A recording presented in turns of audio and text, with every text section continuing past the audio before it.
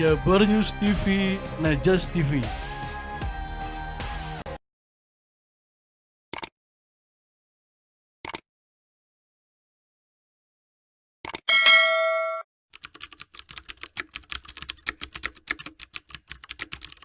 Kembali program talk show Jabar News TV, kita bersama Kang Fikris sebagai pengurus IAG ya, Ikatan Alumni Gamas ITB. Kau lama di kampus sama di ITB, emang kan? Alhamdulillah sehat. Terus gimana nih sebagai aktivis sama ITB Gamas, tentunya tanggapan gimana mengenai RUU Omnibus Law gimana? Iya. Terima kasih Kang Rakib ya bisa bersuara kembali. Ini memang lagi hangat-hangatnya ya, tentang undang-undang Omnibus Law ini atau undang-undang Cipta Kerja ya. Jadi memang kita istilahnya berangkat dari namanya undang-undang atau suatu produk regulasi, basisnya adalah kebijakan gitu ya. Tentunya berharap idealnya gitu ya, berangkat dari aspirasi atau kebutuhan dari mayoritas warga kan gitu ya, yang sebagian besar kondisinya sekarang lagi prihatin kan gitu, lagi prihatin. Jadi udah di potensi resesi kan menurut pemerintah juga disampaikan Menteri Keuangan kan gitu ya, bahwa potensi resesi terjadi dan beda dengan krisis-krisis ekonomi sebelumnya di tahun 98 kan lebih krisis finansial. Jadi beberapa lembaga usaha atau lebih banyak usaha-usaha besar yang terdampak krisis finansial ini, terutama yang interaksi dengan dolar kan gitu ya, dolar yang melejit. Jadi semuanya yang yang basisnya bahan baku misalnya dari impor maka akan naik dan terpukul kan gitu ya. Bahkan saat itu ada yang bilang UKM tahan krisis kan, tahan krisis karena tidak terlalu ya, karena tadi yang mengena kan hanya beberapa yang terkait krisis finansial tadi saja ya, seperti itu, tidak semua. Nah beda kalau sekarang kan gitu ya, pandemi ya, di saat pandemi justru UKM duluan kan gitu yang udah bergelimpangan kan kondisinya terkena kan gitu ya. Ini kebetulan Ikatan Alumni Gamais juga membina nih sekarang lola Hotel Utari kan bagian dari UKM kan gitu ya, terasa kan gitu. Pasca di PSBB kemarin lockdown. Alhamdulillah masih bisa beralih fungsi karena tanggung jawab sosial kita juga membantu para yang terdampak gitu ya, menjadi hotel dialih fungsi menjadi tempat isolasi mandiri. Kita mendukung juga bisa memungkinkan seperti dengan protokol tetap ya dikawal. Tapi intinya dari UKM ini sekarang banyak yang terdampak. Jadi dibutuhkan ya obat paling manjur atau kebijakan paling pas buat UKM ini. Kenapa ini menjadi penting? Jadi nanti menjadi catatan gitu terhadap undang-undang ini buat mengawal berikutnya. Kalau memang sudah diketok, walaupun di dalamnya ada mungkin dibilang ada problem masalah formil gitu, formil prosesnya, mungkin hadirnya tengah malam jadi dadakan kan pada kaget. Nah ini kan di saat pandemi gini mungkin jadi kaget dan menghasilkan kontroversi, banyak protes-protes kan, buruh, kemudian yang aktivis lingkungan, LSM dan akademisi. Nah itu menunjukkan bahwa direspon, itu harus ditindaklanjuti gitu. Jadi catatan-catatan kritis nantinya kan di undang-undangnya juga berapun banyak versi kan gitu ya, saya juga susah gitu. Takut nanti ngutip ini tentu salah versi kan dibilang hoax kan itu. Kita intinya gini saja buat kita dalam menyikapinya adalah undang-undang yang memang kalau memang sudah diketok finalnya apa nggak gitu, maksudnya kan kita juga belum tahu bentuk final. Jadi intinya ya kita kawal. Jadi kita utarakan misalnya keinginan-keinginan buruh, tenaga kerja atau pengusaha kecil kan gitu segala macam masyarakat, berbagai elemen, yaitu menyampaikan dalam rangka istilahnya menyampaikan aspirasi dalam rangka mengawal. Jadi memberi masukan-masukan. Kalau memang sudah terakomodir alhamdulillah, tapi kalau belum jadi catatan kan gitu. Perlu dibuat peraturan selanjutnya kan, undang-undang berikutnya kan ada PP ya, PP. Nah itu dalam PP itu memang memuat detail. Kalau memang ada hal yang memang merasa dia tidak adil atau merasa dizolimi, jadi perlu dikawal dengan damai ya, dengan mekanisme demokratis kan semua berhak ya, seperti itu. Itu jadi sikap kita ya istilahnya tadi ya, mengawal ini agar menjadi baik kan gitu, walaupun produk undang-undang ini sudah dihasilkan kan dari top. Itu ya, karena masih banyak turunannya. Karena kita kan di Indonesia ya istilahnya kadang-kala suatu aturan tapi pas implementasinya beda. Nah, itu kan juga sama. Jadi bisa jadi produk udah bagus tapi di implementasinya kurang bagus. Nah, ini kenapa apalagi ini produknya finalnya ya istilahnya banyak catatan kan gitu, banyak yang mengkritisi. Nah, itu tentunya harus dikawal lebih ketat lagi kan seperti itu. Nah, selaku aktivis Gamais ITB, apa nih langkahnya? Apakah dari pihak ITB atau Gamais bakal oke atau enggak oke ini mulai ini? Atau menolak? Ya, prinsipnya ini kan kita nunggu ya, ini belum disahkan ya. Udah sama. Maksudnya pasca ya nanti ini kan setelah diputuskan kan sudah. Kemudian ada mekanisme pengesahan 30 hari. Boleh kan tanggal 5 ya musim. Ya, dan nanti kan muncul PPP-nya kan. Nah, ini pada dasarnya tadi kalau buat kita penyekapan adalah ya selama itu belum banyak dikritisi segala macam, masih banyak catatan-catatan yang harus dikonfirmasi kan gitu ya. Nah, itu belum ada konfirmasinya ya posisinya ya istilahnya tadi tentunya kita belum bisa menerima kan gitu ya, seperti itu ya. Jadi tadi finalnya kita belum, dan banyak pasal-pasal yang catatannya akan dituangkan dalam PP. Nah, itu kan kita belum tahu PP-nya apa nantinya kan seperti itu. Itu yang paling penting. Jadi tetap apapun proses yang dilakukan, bahkan banyak cara, banyak mekanisme kan. Setelah undang-undang lahir pun tadi di PP. Kemudian ada proses judicial review, bukan para mungkin di luar partai politik atau di luar yang di DPR bisa melakukan judicial review kan memungkinkan seperti itu. Yang kedua mungkin di Dewan juga boleh melakukan tinjauan ulang ya, istilah legislasi ulang, proses legislasinya kalau memang jadi dilihat responnya cukup keras kan gitu ya, ada yang merasa aspirasi yang belum tersampaikan, wajar-wajar itu haknya dari DPR kan, anggota DPR untuk melakukan proses mengulang lagi, proses legislasi pengajuan lagi ya, perubahan-perubahannya itu silakan kan gitu ya. Kalau misalkan memang betul disahkan apa, kaum buruh menolak hal apa yang kira Kang Muskulis sebagai pengamat mungkin juga aktivis, apa yang bisa orang menolak dengan begitu aksinya sampai chaos gimana tuh?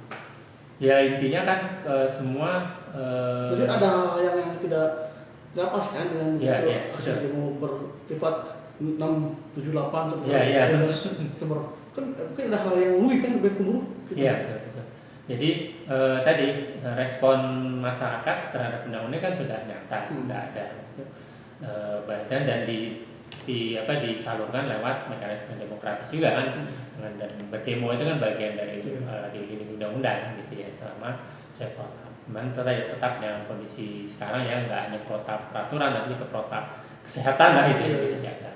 Bahwa di luar itu ada oknum yang menjadi khusus segalanya, itu tanggung jawab keamanan kan gitu. Kan sampai ada yang korban yang sampai represi oleh aparat kan. Oh ya, tadi pada dasarnya penjagaan keamanan itu tugas aparat untuk menjaga keamanan itu kan, seperti itu jadi tanggung jawab.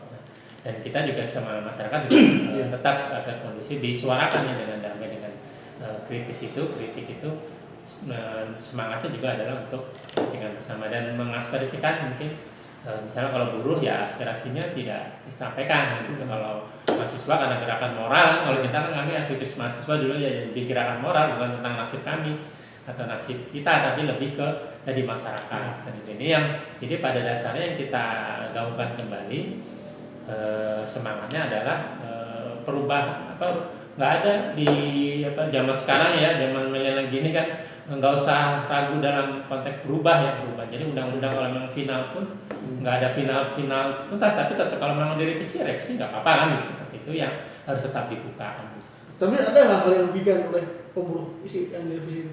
Nah ini kalau langsung ke detailnya kan, pertama gini, kalau pertama dilihat dari latar belakang bahwa mungkin tujuan awal undang-undang kan mulia dalam artian menjadi solusi, harusnya kan kebijakan itu menjadi solusi. Nah, cipta kerja kan ini jaminan untuk bisa kerja ini kan penting buat kemakmuran atau buat menuntaskan kemiskinan juga. Jadi harus bekerja kan gitu, berusaha gitu.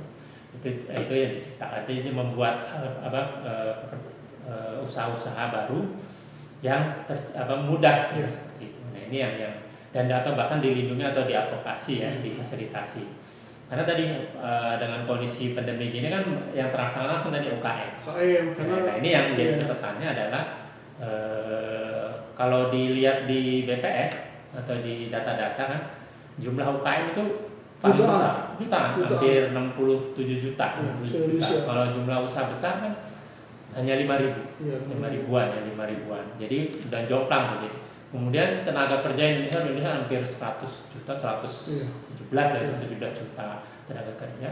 Itu diserap mayoritas itu oleh UKM juga gitu UKM. Jadi yang di usaha besar yang salah mungkin yang ada serikat pekerja, itu mungkin yang berani dan mungkin lebih teratur, formal, terikat formal itu lebih banyak di usaha besar tadi.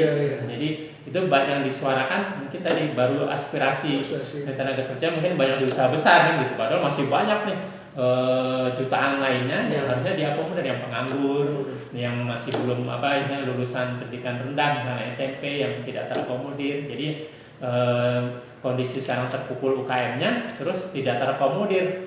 Nah ini yang dalam, jadi jangan sampai nanti yang baru bersuara ini kan baru yang buru-buru formal kan. Tapi bagaimana kita membaca kira-kira kalau yang buruh dalam di UKM tadi yang mungkin kalau porsi ekonomi PDB-nya ya kontribusi ekonominya udah UKM lebih besar hampir 57% ya dari 14.000 triliun di UKM itu udah hampir 57% dan kemudian di usaha besar berarti 43%-an kan gitu ya kontribusi ekonominya kan gitu ya. Nah, tapi kan tadi beda kan, mungkin bacanya mungkin dilihatnya hampir seimbang nih kan ya. Gitu. Tapi yang rasanya lebih jutaan dari 99% ya, 97-99% ini penikmat atau istilahnya yang rebutan kuenya segini sama kan gitu ya. Tapi direbutin ini lebih banyak usaha besar, direbutin cuma beberapa tadi 5.000 usaha besar dan tenaga kerjanya nggak semuanya di sini kan gitu ya. Justru yang besar ini harus ada keadilan ini. Jadi undang-undang ini harapannya semangatnya bukan sepihak ini saja. Karena ada yang kritisi ini undang-undang hanya mengaspirasikan pengusaha besar saja kan gitu ya. Itu atau investor. Nah, itu kan nggak bisa dilihat itu. Tapi harus kita lihat bagaimana undang-undang ini semangatnya justru benar-benar menuntaskan kelompok masyarakat besar ini yang mayoritas ini UKM, tenaga kerja yang banyak di UKM ini itu menjadi lebih baik. Nah, sikap Kemenis gimana? IAG Yos gimana? Apakah benar tunggu? Kenapa? Sikapnya gimana? Kemenis ITB? Apakah oke atau oke?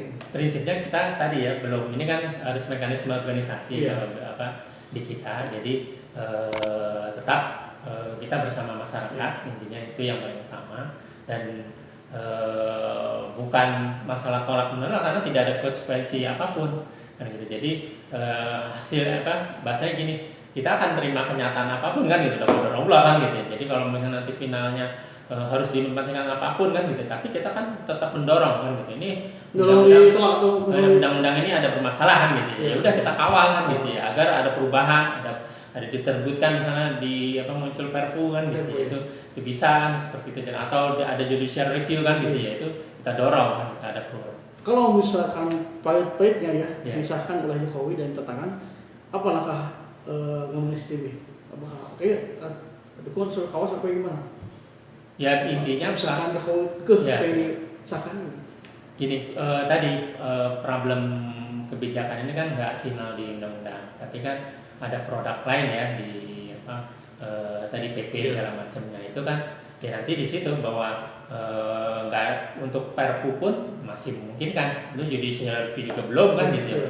Jadi kita ikuti saja jalan ini kan gitu. Jadi belum ada kata final kan gitu ya seperti itu. Karena nanti pasti finalnya itu kalau sudah tadi sampai perpu ya, jadi udah terikat semua warga negara terikat dengan pelaksanaan ya peraturan undang-undang itu mungkin ada. Jadi masih memungkinkan untuk adanya perubahan kondisi-kondisi. Jadi kita kawal berjuang sama-samanya itu mengawal aspirasi. Tanggal 5 ya maksud saya. Ya, cukup. Siap, kali itu sih insya Allah. Jadi kita doakan. Teman. Kita doakan mudah-mudahan warga masyarakat semua seluruh Indonesia dan bersama ya Gamais juga ya Ikatan Alumni Gamais ITB ini diberi kekuatan oleh Allah ya, dan rakyat bersama terutama justru harusnya nih karena hadirnya tidak tepat ya undang-undang ini ya fokus dulu nih nyelesain Iya. COVID ini kan gitu kan, grafiknya juga masih Naik. masih menaik ya, belum turun. Belum Jadi turun. kalau ini udah selesai sebenarnya juga semua enak kan gitu buat Iya. UKM, buat pekerja, pelaku dunia usaha, investor juga dari luar kan kalau masih red notice ya, masih dalam catatan merah nggak mau juga invest kalau kondisinya Betul, kita betul. nggak bisa menekan. Jadi fokus dulu aja nih, kita selesaikan sama-sama, berkontribusi ya di tengah masyarakat, bukan hanya dari mengawal undang-undang tapi langsung berkontribusi ke masyarakat. Jadi banyak jalan untuk berjuang, insya Allah. Oke. Jadi Cukup, itu, Pak. makasih banyak. Demikian talkshow kami dengan Pak Suklis sebagai aktivis dan juga alumni ITB. Wassalamualaikum. Waalaikumsalam. Mantap.